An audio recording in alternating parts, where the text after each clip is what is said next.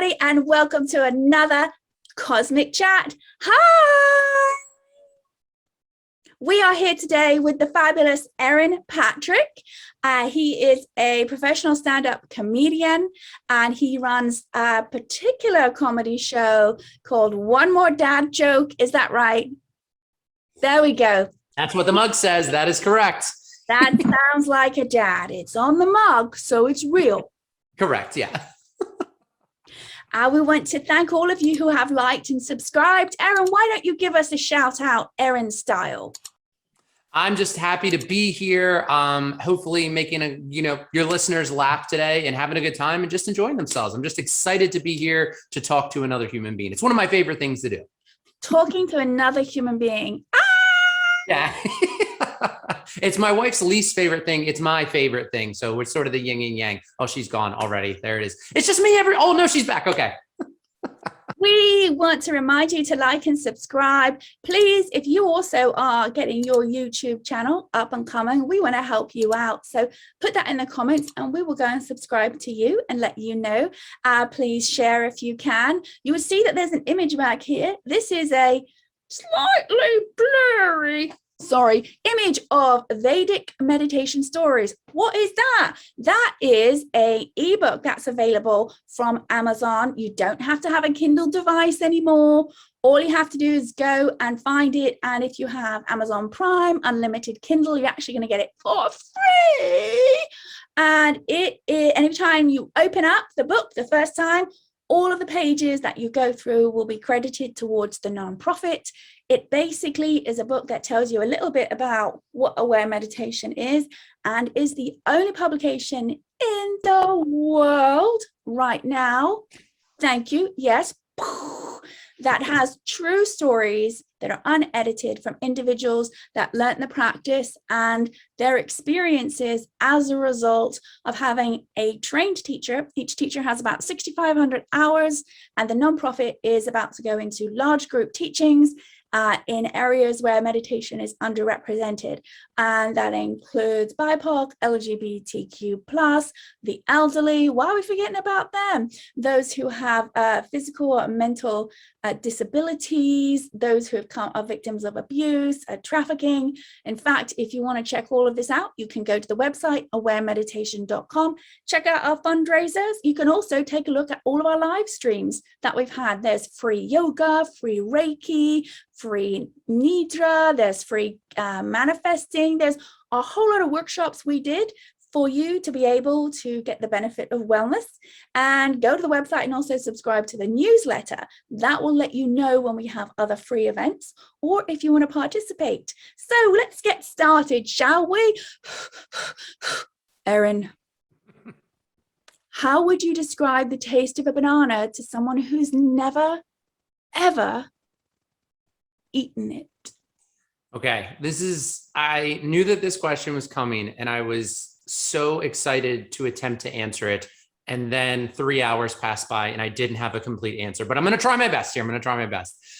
It's just kind of a special question to me because bananas were a big part of my life growing up. Pretty much every night in elementary and middle school, my mom would make me a banana milkshake with 5 Oreo cookies. I still don't know why, but apparently that's what I loved. And I grew up eating banana muffins, banana pancakes, banana everything. Like I have friends that still will get me banana beer, even though I don't drink banana beer. But anyway. That's a thing? Apparently it is. Yeah, they find it. Anything banana, like especially my dad. To this day, if it has anything to do with bananas, I have a box full of banana car air fresheners and they don't smell like real bananas, so I don't use them. They smell like fake bananas, like the Laffy Taffy bananas candy. But I'm going too far off on tangents here, so I will come back and say that the way I would describe a banana to someone that has never tasted it is I would say it's like fruit without the tang. Like it's like biting into an apple without the sweetness of an apple. It's biting into an orange without the sweetness of an orange, while having the consistency of mashed potatoes. I think that would be fair enough. I don't know if anybody else out there agrees or not, but that's what I came up with after 3 hours of trying to figure out how to do this. So hopefully that works. You're pretty bananas. Yeah. Bananas. Just a little, just a little. I would ask your child, are they that much into bananas already? Nope. He has said that he very much dislikes bananas. Anything that has to do with bananas, sounds like bananas, smells like bananas, he wants nothing to do with it. So I don't know. He did not pick up the gene from me. His mother's daughter, son. Yes, actually, that's true because she does not like bananas either. So, like, we'll buy big packs of blueberry chocolate chip and banana muffins, and I always get the banana ones left for me. And truth be told, they're not my favorite, but they think that they're doing a nice thing by giving them to me, and I'm like, thanks. I'll eat them when you're not around, and sometimes I do. So, but yeah, like I said, banana big part of my childhood. Beer, banana beer. That's like a whole marketing thing. You just like would. Yeah. Next question before it gets lost in the keg is, when did you have your first existential life crisis as a little one? Okay. This happened when I was 5 years old. I hope this falls under the umbrella of this. My oldest brother, who's just 10 years older, is now wife, then girlfriend, convinced me that I was adopted. So much so that she had printed out fake adoption papers to try to convince me of this. And everybody thought it was hilarious, including my actual biological parents. And yeah, that kind of threw me for a loop because I was told that I was born in Germany when my dad was stationed there, which I actually was. But I started to like question myself and everything. Like, well, I believe this whole thing of I was born in another country and all of these things. And it went on for a while and kind of just sort of had me question who I was for probably several years at an age that probably is not appropriate for a person to be questioning their own existence and who they really are and is any of this real. But yeah, so that was pretty interesting times at a young age. My question is, his girlfriend was 15 and did this? No, she was a little bit older. She was still a teenager. I would say probably like 17, something around that age. Yeah. She was 17 and she created fake adoption papers for her boyfriend's younger brother. Yeah. Mm-hmm. Who were the fake parents? They didn't tell me. They just told me I was adopted. They gave me no backstory. They were like, it's too much for you to handle.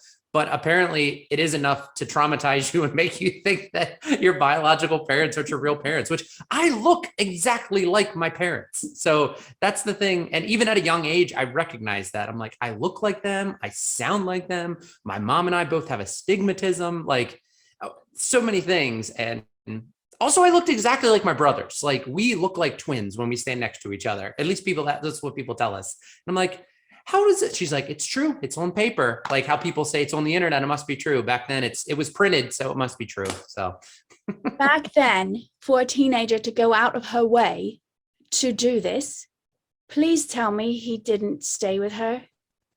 Oh yeah. They're happily married. They have 3 children and yeah, no.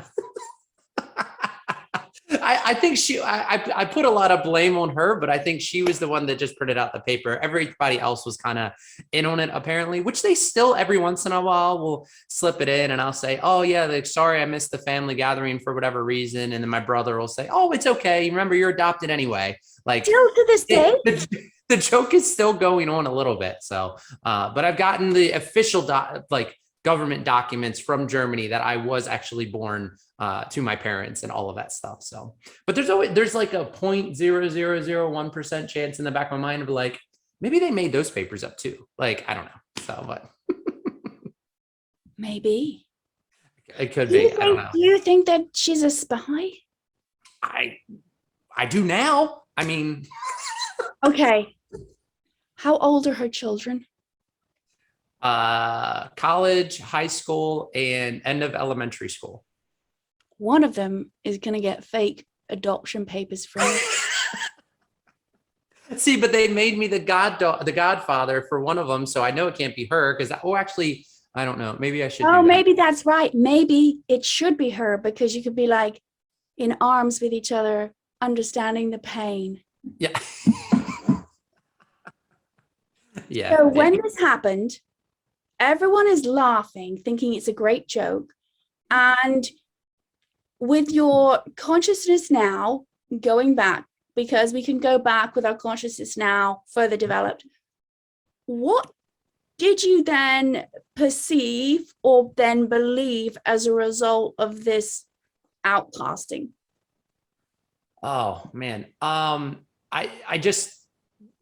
I knew, it was like I knew in my heart, I'm like, this is my mom and dad. Like, if I think back, I think I remember going to the part of like, I don't care. Like, this is my mom and dad now. So like when I see like documentaries about children that were adopted or movies, and they say like, I want to know who my biological parents are. And in the end, they're like, it doesn't matter. These people raised me. They're my real mom and dad. Like, I think that's the feeling that I had. So I sort of tried to be like, oh yeah, that's a funny joke, like play along with it. And I think now reflecting, like that's kind of what I did a lot in my life. Like I was always sort of like the jokester, but it was more like if people are laughing at me instead of with me, but I let them know that I'm in on the joke as well. Like I'm okay with it. Like it's like that whole idea of like, oh, it's not a big deal. I'll figure out my stuff later. But for now, you guys are laughing. So that's a good thing. So maybe that's what got me into comedy. I don't know. So but anyway. yes, they were. So you think that their laughter actually made you aware of the fact that it was fake, because that little voice was saying, maybe it's real, but because they were laughing, you were like, oh, it is, I'm safe.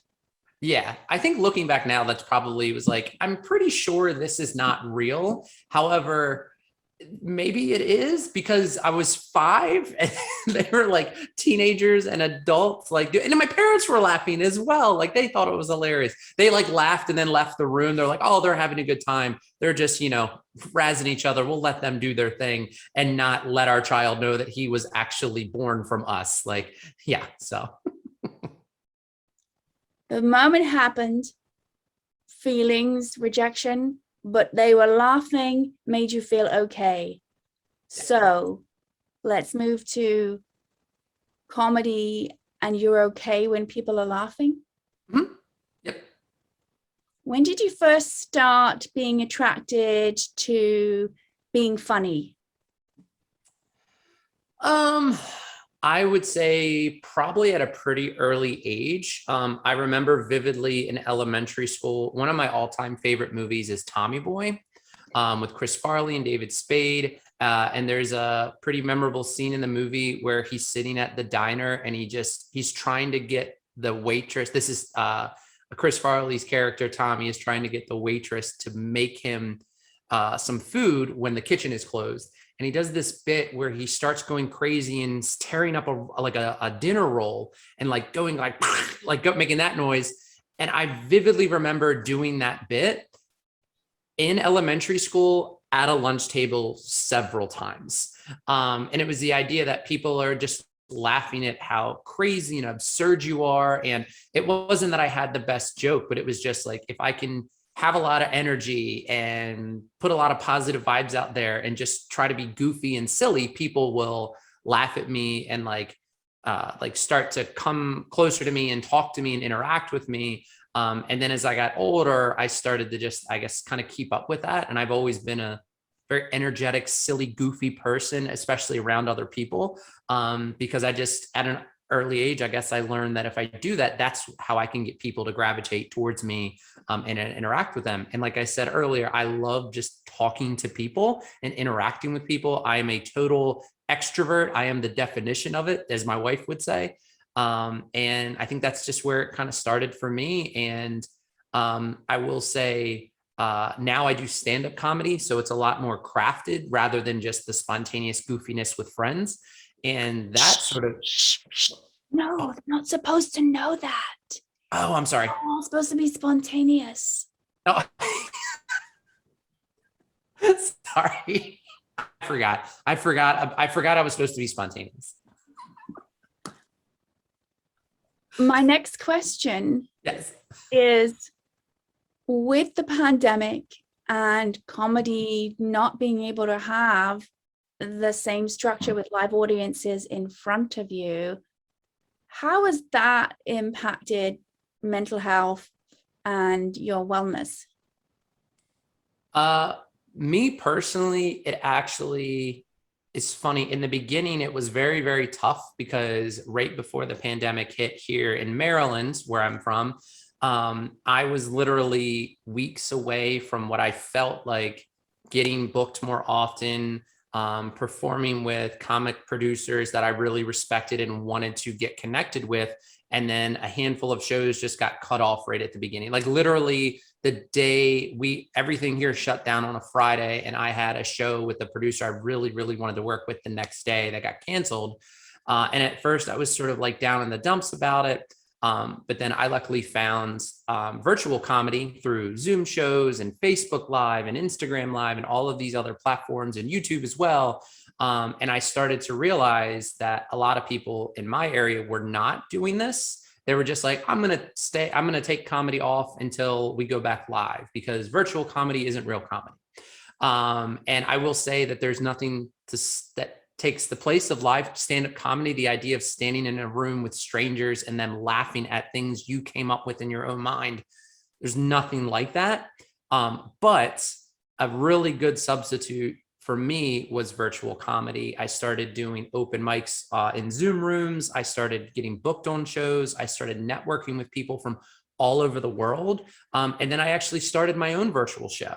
And that allowed me to sort of learn how to be a producer of a comedy show, give me a glimpse behind the curtain of what actually goes into and why I'm being booked or why I'm not being booked and all of these different things. And I would say when I embraced the idea that it's okay to do something different, it's okay to go against the grain, it's okay to be the one person in your comedy community or whatever it is that's doing something different and everyone else is saying, that's dumb, don't do that, it's ridiculous, it's a waste of time. And I say, well, it might be for you, but it's not for me. It helped me be more structured with my writing. It helped me prepare for what if I have 3 shows in the same week, like having to run different types of material in different types of rooms and how to learn to network with people. And also I just learned so much. So in the end, it actually was a good thing for me. It allowed me to open things up and find things out about myself that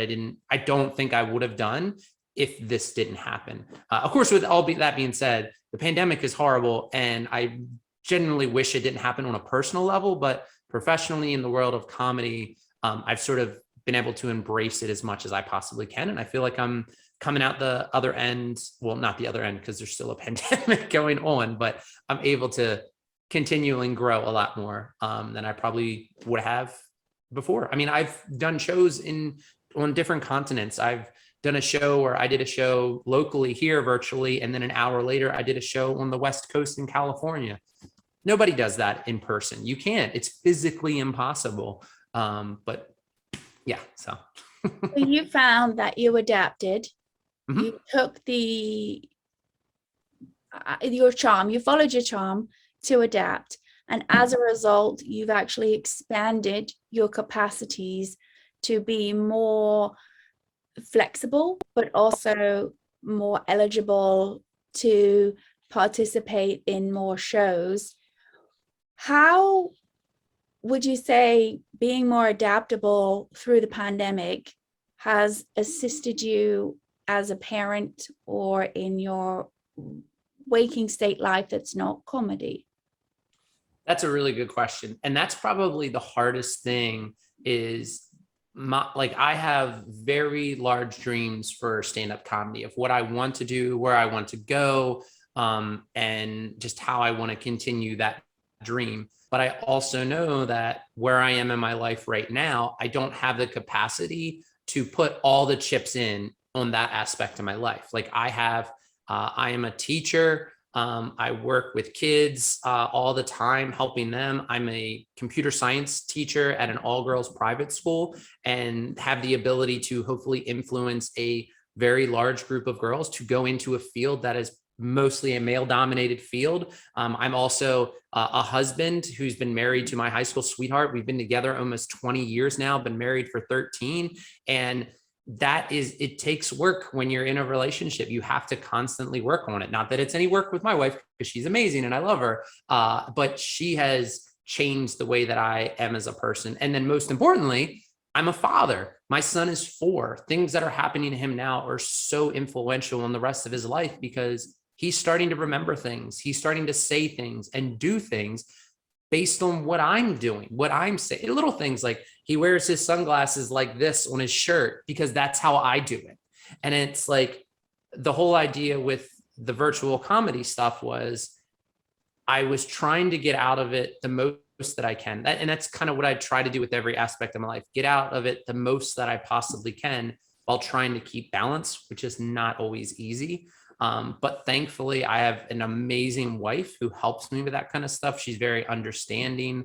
And also, it's funny, my wife would probably do a better job of talking about this, but I am a classic person that has a lot of great ideas and starts these really big, huge projects, but I don't ever follow through. I don't get to the end of what I want to accomplish with it. Comedy is the very first thing outside of like my profession of teaching where I have started this and I'm continually working on my goal. Like I'm thinking about it every day and trying to get better every day. And it's funny that I feel like the pandemic has allowed me to do that. But at the same time, like I said, my number one thing in my life is my son. And it's tough at times, but you do things like I don't book shows until it's after his bedtime, or I try now to like not do more than one in-person show a week, because then my wife has trouble sleeping, which then leads to her having a bad day at work, and like all of these things and how they're connected. And I think that's sort of the theme that I come back to is like all of this is connected in some way. And just if your ambition is to try to find balance, that's good, but understanding that it's not always attainable, or at least easy to do. So yeah. My question, and I love that you talked about how your son is mimicking you. And in the meditation that we teach, children are given the opportunity to have a practice after 3 months of the parent doing it pretty regularly. Mm-hmm. And that's because children watch what parents do versus what they say. And so if the parent is dedicated, the child is eligible to do an eyes open state. They do it where they could be playing or drawing or outside, but not on a tablet or reading. And that helps their mind go to a place where they can process thoughts and emotions, because it's a non-directive practice, very different. And they found in brain scans that practices that are non-directive actually allow the brain to file and process emotions and thoughts. This was under an MRI. The study was done with the University of Oslo and Sydney, and they found that more areas of the brain were lit up by non-directive practice. Everyone wants to focus with meditation, but what that did was light up a focused part of the brain. Mm-hmm. And the non-directive actually had more areas balanced left and right, and lit up areas the brain function processes thoughts, emotions, and deep rest.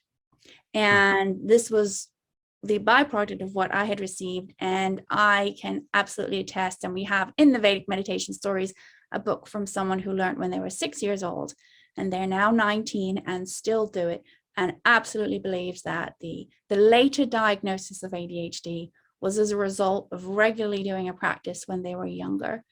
And your the other element you talked about is leaving something with, when you sort of move on for it, inspiring in an area that you feel that is needed, right? Mm-hmm. With the girls in science, the added bonus for you, if I'm correct, is that that's an area where there's a need and you are fulfilling a need, something that is greater than yourself. Yeah. And that is one of the phrases that we like to use in the meditation, is fulfilling the need of the time. And that gives a beautiful sense of purpose and whole. And when we meditate, originally we come from mental health maybe, or help the nervous system go from fight or flight. But then it's all about where can you be of purpose for a need, right? Where is there a need? And so when we teach this meditation, or I teach it, no one is taught or forced to learn it, right? People come over a series of a few days because they need something deeper. And that, with your teaching, I'm sure resonates so much deeper within you and brings more joy, because you know, even if you had a bad day and the girls were maybe a little snappy, that you're doing something for the greater good. So it's been such a pleasure. And definitely people put down, if you want to have Erin back, I would say so, or find out more about where his shows are.